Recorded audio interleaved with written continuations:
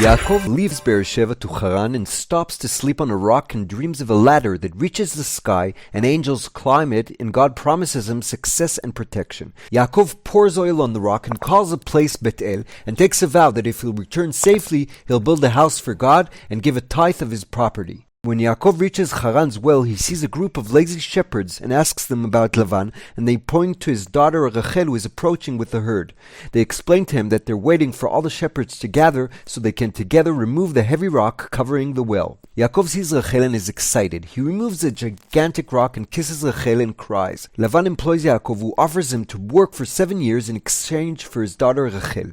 The years go by and the wedding takes place, but Lavan deceives Yaakov and gives Leah to him instead. Yaakov commits to another 7 years and marries Rachel a week later. Leah is less preferred, and God gives her 4 pregnancies with Reuven, Shimon, Levi, and Yehuda. Frustrated, Rachel shouts that Yaakov must give her kids, but ends up giving her maid Bilhah for a wife, who gives birth to Dan and Naphtali, who are kind of a substitute for Rachel. Leah gives her maid Zilpah to Yaakov, and she gives birth to Gad and Asher.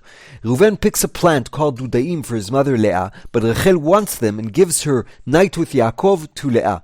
Leah gives her birth to Issachar, Zvulun, and Dinah. Rachel gives birth to Yosef.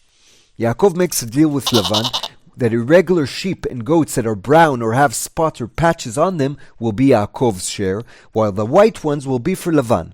Lavan takes away all the brown and patched sheep and leaves only the white ones, so only white ones will be born. Yaakov carves white spots and patches on wooden sticks and puts them in front of the sheep and goats drinking water. Many sheep and goats who are brown or dotted or patched are born, and Yaakov becomes very rich until Lavan is angry and jealous. God tells Yaakov to leave Haran after 20 years, and after a private conversation with his 2 wives, they decide to run away when Lavan isn't home. Lavan pursues Yaakov, but God comes to him in his dream and threatens him so he won't aggressively confront Yaakov.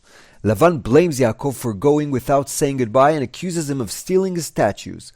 Yaakov is angry and invites Lavan to search the camp, but Rachel, who stole the statues, sits on them and he doesn't find anything. Yaakov gathers rocks and sets up a monument for his alliance with Lavan. Yaakov arrives at a camp full of angels and calls it Machanaim.